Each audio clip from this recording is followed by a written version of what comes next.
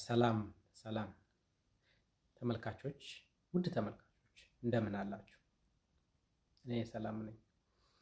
በዛሬው የላይቭ ፕሮግራማችን ስለ ጉበት ስብ ወይም ደግሞ የስብ ክምችት በጉበት ላይ የሚል ርዕስ ይዤላችሁ መጥቻለሁ ማለት ነው።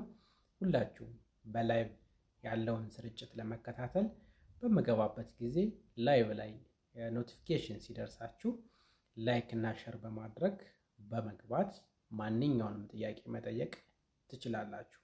ምክንያቱም የስብ ክምችት በጉበት ላይ ምን ተጽዕኖ ያመጣል?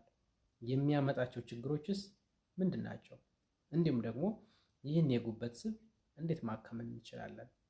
ቢኮዝ የጉበት ስብ ለረጅም ጊዜ በሚቆይበት ጊዜ የሚያመጣቸው ብዙ ውስብስብ ችግሮች ስላሉ ከነዚህ ውስብስብ ችግሮች ውስጥ የጉበት መቆጣት፣ የጉበት ቁስለት፣ የጉበት ጠባሳ መኖር እንዲሁም ደግሞ የጉበት ካንሰር ማምጣት ስለሚችል ይህ ነገር ከማምጣቱ በፊት እንዴት ጉበታችንን ጤንነቷን መጠበቅ እንችላለን?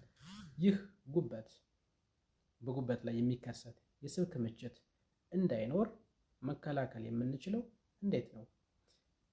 የስብ ክምችት ካለስ ደረጃው የትኛው ነው? መከላከል የምንችለው ወይም ደግሞ ማከም የምንችለውስ የትኛውን ነው? እንዴትስ ማከም እንችላለን? የሚሉትን ነገሮች ላይ በመገባበት ጊዜ የምንነጋገር ይሆናል። ስለዚህ ሁላችሁም የላይቭ ስርጭቱን እንድትከታተሉ ተጋብዛችኋል። በነገራችን ላይ ዶክተር አወቀ እባላለሁ።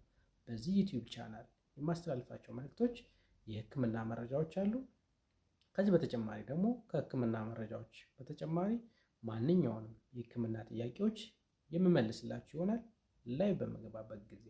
እንዲሁም ደግሞ ላይቭ ስገባ ያልነበራችሁ በሙሉ ላይቭ የገባሁትን ቪዲዮ በማየት ያልገባችሁን ጥያቄ ወይም ደግሞ መጠየቅ የምትፈልጉትን ነገር ኮመንት ሴክሽን ላይ አስቀምጡልኝ። ኮመንት ሴክሽን ላይ ያስቀመጣችሁትን ካየው በኋላ ምላሽ የምሰጣችሁ ይሆናል ማለት ነው። ወይም ደግሞ በሌሎች የሶሻል ሚዲያ አማራጮች መጠየቅም ትችላላችሁ።